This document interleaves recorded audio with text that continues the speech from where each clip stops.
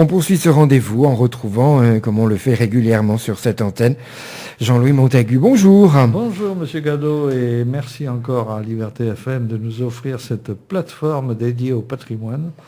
Eh bien, je vous en prie. Au départ, on est parti sur Ribérac et puis maintenant on s'intéresse aux alentours et puis à des biographies. On a vu un peu tous les thèmes. Je crois qu'on en est à une 35 oui, c'est ça, oui. émissions. Donc j'ai essayé d'inviter là à chaque fois des acteurs maintenant, des gens qui ont travaillé sur le sujet. Et là aujourd'hui, on pourrait parler, si vous n'y voyez pas d'inconvénient, d'un livre qui concerne les prisonniers de guerre, de la guerre de 39-45. Monsieur Gillot en est l'auteur, avec Monsieur Baudard et Monsieur Lachapelle-Dubois. Enfin, ils se sont mis à trois pour faire un livre que l'on trouve d'ailleurs dans les librairies, oui. Oui, surtout on peut le commander, dans les centres commerciaux, qu'on peut commander absolument. Qui est un livre assez volumineux, puisqu'il fait pas loin de 800 pages, et qui représente des années d'enquête. D'ailleurs, j'y ai participé moi-même, ayant offert à notre ami les biographies de 3 prisonniers de guerre de cette guerre que j'ai connue. Et je vois qu'il y a... Donc, vous avez ce livre-là, c'est simplement c'est une récapitulation par ordre alphabétique de plus de 3000 prisonniers de guerre avec leur CV, expliquant qu'est-ce qu'ils ont subi, enfin, leurs origines bien sûr, leur CV et en particulier l'époque où ils ont été prisonniers. Certains d'ailleurs sont restés dans les camps.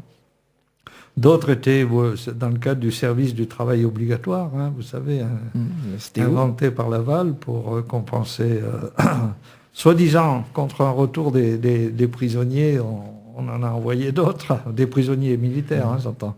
On en a envoyé d'autres et ils sont restés certains toute la guerre à servir, soit dans des fermes, soit dans des usines. Il y en a beaucoup qui ont travaillé dans des usines. Les Allemands ont beaucoup utilisé la main-d'œuvre française, qui était très qualifiée d'ailleurs, et qui nous a manqué à nous, par contre. Et pour cela, ils logeaient, ils vivaient dans des camps. Alors, des camps qui n'étaient pas des camps de concentration, c'était des camps un peu plus évolués, où on avait quand même un certain nombre de commodités, si l'on peut dire. C'est resté quand même assez violent et assez méchant parfois, parce qu'il y avait des sanctions, il n'y avait pas trop de chauffage, ils avaient des conditions de vie très spartiates. Et donc, j'en ai entendu parler par mes deux oncles. Et voilà. Et puis le troisième dont je parle, c'est un cousin, lui, qui était capitaine, qui a servi en Indochine. Là, il s'agit d'Indochine, mais c'est toujours la même guerre. Et lorsque les Japonais sont arrivés, il a été fait prisonnier par les Japonais. D'ailleurs, il a échappé de peu à des massacres, parce que les Japonais étaient impitoyables, bien plus que les nazis. Donc, il est revenu, d'ailleurs, il habitait à l'époque à Tourette, et il est revenu très, très amaigri. Voilà. Donc, voilà pour ce livre, donc, qui est déjà, paraît-il, le premier tome, mais d'une compilation unique, et sur laquelle je tiens à m'arrêter un petit peu, parce que ce sont des épisodes, moi je reconnais que les gens n'en ont pas parlé eux-mêmes. Moi, mes oncles prisonniers, j'ai découvert ça grâce aux fiches militaires qu'on appelle les registres matricules, que l'on trouve aux archives, et peut-être que la personne des archives nous en parlera aussi dans une autre émission. Et ces fiches matricules relatent maintenant assez précisément ce qui est arrivé à ces gens-là. C'est un vrai curriculum vitae d'ailleurs, enfin jusqu'à la guerre. La suite, évidemment, c'est dans le civil. Mais c'est assez bien fait et ça mérite notre attention. Ensuite, il faut savoir que ces dossiers sont devenus maintenant, depuis peu d'ailleurs, sont devenus publics. C'est-à-dire qu'ils ont été numérisés et on peut les retrouver sur Internet et tout le monde peut y avoir accès. Donc ce n'est plus il n'y a pas de secret à entretenir derrière ces dossiers. Ils sont libres d'accès, même ceux de gens que vous ne connaissez pas ou autres que votre famille. Tout le monde y a accès. Et j'avoue, j'en ai profité. Je n'en doute pas. Alors, dans ce livre donc, de Jean-Jacques Gillot, vous avez recensé les Ribéracois qui avaient été prisonniers de guerre. En effet, j'ai trouvé une trentaine, je ne sais pas compter vraiment exactement, mais une trentaine de Ribéracois. Bon, sur quelques milliers, ça ne fait pas beaucoup. Mais bon, c'est peut-être aussi bon signe, parce que Ribérac était en zone libre, donc Tout le monde n'a pas eu le privilège d'être prisonnier. Ah oui, je dois préciser aussi qu'on trouve maintenant... Alors, vous avez les officiers étaient dans ce qu'on appelle les oflags, des camps de prisonniers, et les stalags, c'était pour les hommes du rang. Vous avez maintenant des sites d'anciens prisonniers allemands, par exemple, enfin des sites en Allemagne, qui reprennent des photos. On retrouve des listes, on retrouve des photos, des journaux de gens ça commence à aussi se diffuser sous cette forme-là. Donc ceux qui ont de la famille et qui savent grâce aux fiches, qu'elle était dans tel ou tel camp, ils peuvent aller retrouver sur Internet, parfois, des souvenirs, même des photos qu'ils ne connaissaient pas. Voilà. D'accord.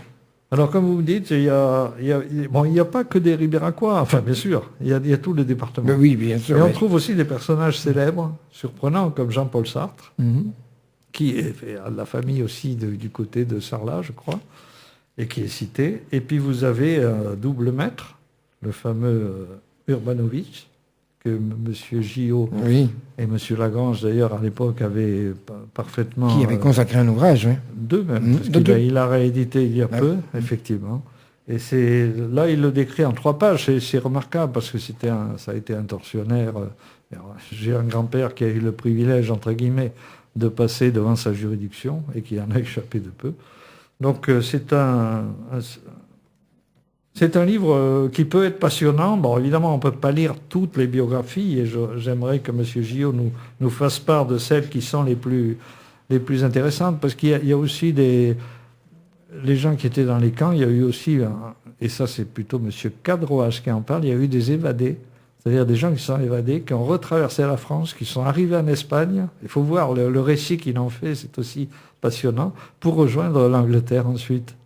Et ce sont des gens qui ont connu des périples à côté de l'émission Pékin Express, rien du tout, parce qu'ils devaient marcher la nuit. Les conditions étaient différentes aussi. C'était autrement plus dangereux. Donc vous avez des noms peut-être à nous donner, Jean-Louis Oui, si on peut... Bon, on ne va pas rentrer dans le détail, parce que si on a quand même 700 pages... Non, ça va être compliqué pour Alors, les quelques noms, les noms des Ribéracois que j'ai repérés. Il y a Bardi de Fourtou, Joseph, le frère de Oscar, qui avait été maire et dont on a parlé d'ailleurs dans la série historique. Vous avez Pierre Barras, qui est de Ribérac, né en 1903. Vous avez André-Maurice Bruno, brigadier, lui, né en 1920. Vous avez Marcel de Guilhem, qui est de Siorac, lui, un fantassin de 2e classe, né en 1913. Vous avez Charles Dupuis, qui est de Ribérac, né en 1903, 2e classe, 17e train des équipages. Alors vous avez tout dans les fiches, vous avez leur CV, leurs incorporations, leur régiment. Louis-Robert Foucault, né en 1900, qui était dans les transmissions, sergent, né à Ribérac. Alors un nom plus connu, Abel Janaillac, qui vient de Saint-Sulpice de Roumagnac, maréchal des logis Sef, 52e régiment d'artillerie. Vous avez Angèle Lagarde, première classe au 65e RI, né en 1917 à Ribérac. Vous avez Marcel Martinet, né en 1902 à Ribérac, train des équipages. Vous avez encore René Cailroulet de Saint-Germain-du-Salambre. Bon, je l'ai rajouté à Ribérac, mais c'est les plus proches que j'ai trouvés. Né en 1911, 2e classe. Après, vous avez, pour poursuivre, vous avez Jean Texier, né en 1906 à Ribérac, maréchal des logis au 31e Dragon. Et vous avez Albert Varaillon de Celles, là aussi c'est la banlieue, né en 1904, 2e classe, dans un 141e RALH, alors je ne sais pas trop ce que ça veut dire, mais il faut lire le texte. Et alors vous avez à la fin un chapitre spécial consacré à ceux qui sont des prisonniers de guerre sous uniforme ennemi ou passés sous uniforme ennemi, parce que certains prisonniers ont été réquisitionnés ensuite pour aller combattre, notamment sur les fronts russes et autres, même contre la France. Il y en a eu ce qu'on appelait les malgré nous. Alors malgré eux ou pas, enfin il y en a un de Ribérac, c'est Quincampoix Max, né en 1916, engagé Légion française là, et Waffen-SS surtout, qui finalement, je crois, a fini sa vie au Brésil. Voilà. Comme beaucoup d'Amérique du Sud, en tout cas. D'anciens Waffen-SS. C'est ça. Il y avait une filière d'exfiltration qui s'est avérée malheureusement assez efficace, parce qu'après, il a fallu des années pour retrouver. Alors, on ne cherchait pas les sous-fifres, hein, on cherchait quand même les responsables, mais on connaît toute l'action j'ai oublié les noms, pour retrouver les fameux Ah oui, bien sûr. Les fameux Barbie et compagnie. Bon, alors maintenant, finalement, ce que je vous propose, c'est bien sûr d'acheter le livre et de le lire pour ceux qui voudraient avoir plus de détails, parce qu'ici, dans le temps qui nous est imparti, on n'aura pas le temps de suivre toutes les biographies qui sont souvent intéressantes, diverses et très variées.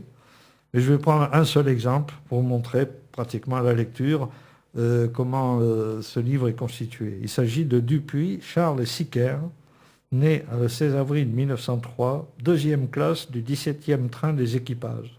Vous êtes prêts? Oui, attentif. C'est un mécanicien garagiste de Ribérac. Il avait été conscrit au 101e RI.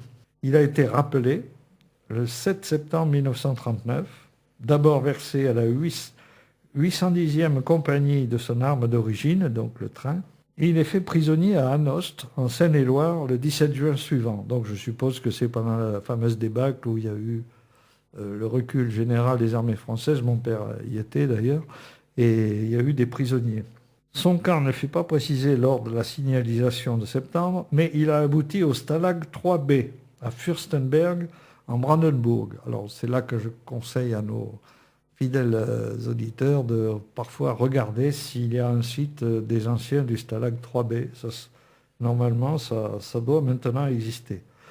Alors ce captif fut rapatrié avant terme, sans que son registre matricule n'indique pourquoi. Bon, à l'époque, on pouvait dire qu'il a été chanceux, mais démobilisé au camp de Satonnet dans le Rhône, le 23 avril 1943, son retour anticipé a signé sa perte. C'est ça qui est important. En effet, il se trouve parmi les premières des nombreuses victimes de la division Bremer le 26 mars, ce fameux jour du 26 mars, dont aussi nous avons fait mémoire, l'année suivante. Hein. Et il est également cité à ce titre. Avec d'autres, son nom vient s'ajouter aux 113 soldats de la commune de Ribérac, décédés pour 14-18. Mais lui est décédé du fait de la fameuse journée sinistre du 26 mars. Alors, le fusillé figure sur un monument à la mémoire qui est donc dans la ville et que tous les 26 mars, nous célébrons comme tous les ans. Donc c'était un exemple assez court, mais il y a des biographies qui prennent 2 pages, tellement elles sont diverses et les aventures de l'intéressé peuvent nous amener parfois très loin. Très bien. Merci beaucoup. Je vous en prie, c'était un petit exposé pour vous montrer, donner envie de connaître un peu plus ce travail et célébrer la mémoire de ces gens dont les mérites sont encore trop souvent méconnus et que M. Gillot et ses compères ont réussi à faire ressurgir. Et on les remercie aussi pour ce travail. Merci, à bientôt. Au plaisir.